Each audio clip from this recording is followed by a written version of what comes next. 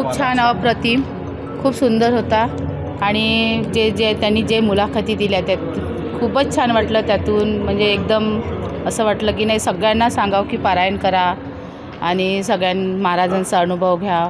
त्यामुळे भजन पण खूप सुंदर गायण्यात आलं. खूप छान वाटलं आम्हाला हा कार्यक्रम.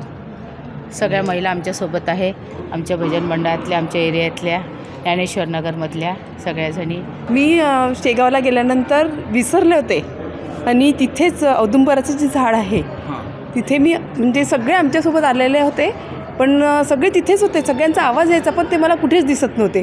मी डायरेक्ट मंदिरात गेली, महाराजांना म्हटलं, महाराज मला असं का बरं दिसत आहे.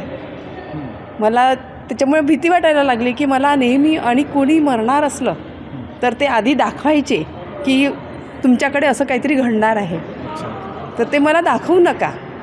मला नेहमी तसंच दिसायचं, त्यामुळे मी घाबरायची की मला असं दाखवू नका बा, मला का बरं असं दाखवता तुम्ही नेहमी. मला तर मी 8व्या वर्गापासनं महाराजांची सेवा करते.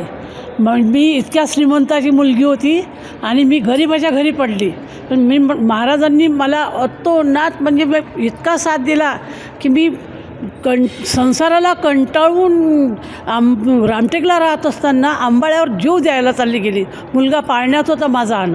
तिथे गोपालकृष्णाच्या मंदिरात एक मुलगा मिळाला. अगं ताई तू कुठे चालली. मी म्हटलं मी खूप कंटाळून गेली, मला काही सुचत नाही, मी गरिबीला त्रासली, घरातल्या संसाराला त्रासली. मग चल म्हणे तू आनंदला पाळण्यामध्ये घातलं, तू तर माझ्या याच्यावर नाव ठेवलं. गजानन महाराजाच्या दिवशी तू नाव ठेवलं म्हणजे प्रगट दिनाच्या दिवशी मुलाचं.